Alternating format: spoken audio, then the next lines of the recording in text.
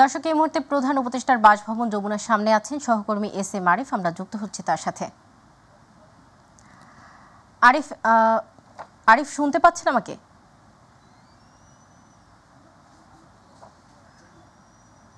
দর্শক, আমরা সরাসরি যমুনা চলে যাচ্ছি।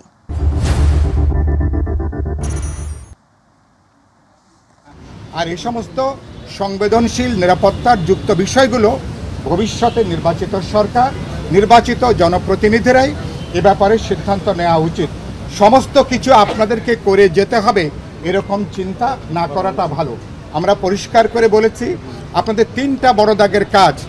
যে বিচারটা চলছে, আপনারা সম্ভব স্বল্পতম সময়ে বিচারটাকে দৃশ্যমান করবেন, বিচারটাকে কার্যকারীভাবে মানুষ দেখতে চায়।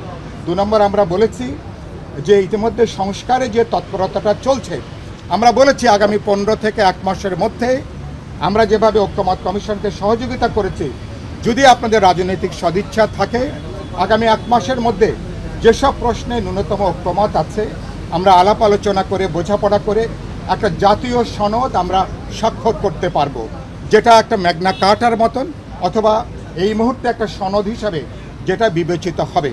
আর গুরুত্বপূর্ণ কথা বলেছি, নির্বাচনের প্রশ্নে বাংলাদেশের মানুষ 16 বছর ধরে একটা অবাধ, নিরপেক্ষ, বিশ্বাসযোগ্য নির্বাচনের জন্য অপেক্ষা করছে। আপনার সরকারের বড় ম্যান্ডেট হচ্ছে বিচার এবং সংস্কারকে একটা পর্যায়ে নিয়ে যেয়ে আপনি নির্বাচনের ব্যাপারে সুস্পষ্ট পথনকশা আপনি ঘোষণা করবেন। আমরা বলেছি যে আমাদের কাছে মনে হয়েছে যে আপনাদের সরকারের মধ্যে রাজনৈতিক দলগুলোকে এড়িয়ে চলার একটা প্রবণতা আমরা দেখছি। রাজনৈতিক দলগুলোকে প্রতিপক্ষ হিসাবে দেখা, এই দেখাটা ভুল। আমরা বলেছি আমরা আপনাদেরকে যৌক্তিকভাবে সহযোগিতা করতে চাই, কিন্তু আপনাদেরকে বুঝতে হবে রাজনৈতিক দলগুলোর সহযোগিতাটাকে কিভাবে গ্রহণ করা দরকার। এই প্রজ্ঞা, বুদ্ধিমত্তার নিশ্চয়ই আপনারা পরিচয় বহন করবেন।